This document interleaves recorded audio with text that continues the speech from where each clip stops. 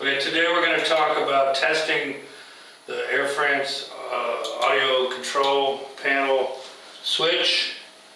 This is a switch that goes in an A320 cockpit. There are about 14 of them in this unit here. It's a Cobham unit, audio voice control panel. This is a Hall effect switch. Basically what that is you introduce a semiconductor into a magnetic field. It changes the voltage output, causes no sparks. It's one of the attributes that's good for it. This is push in potentiometer like this. The problem that Air France is encountering with this switch is sometimes it doesn't stay in because of this spring. And Joe's team has come up with a DER repair. What we've done here is incorporated a RSDR repair that adds this little bridge. In essence, it just puts pressure down on the spring and keeps the thing in.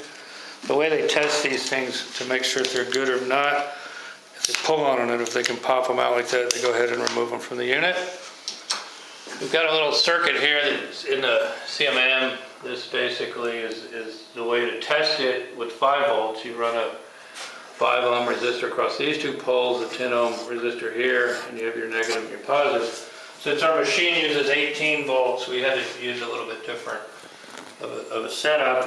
I think we've got a 1.5 k ohm here and basically an 8 k ohm there, but everything's working good. And what you're going to find is that you've got, with the Hall effect, with the switch all the way down, you've got you're going to have a little bit under 5 volts here.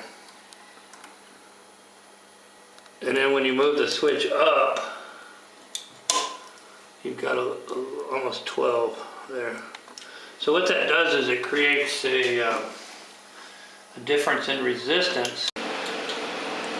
So basically what this is looking for is we're trying to detect a mechanical failure through electrical means. And so if this thing comes down and it pops back up like it's doing in service while they're replacing it, you've got something that inside of this little box each time that it's down looking at the resistance. And so if you lose that, then it knows that the switch mechanically failed. What we're doing here is, this is the program that's set up that runs on the cycle machine.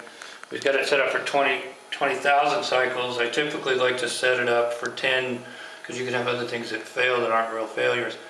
Got a 100 milliseconds downtime, 340 milliseconds uptime, and your information's there.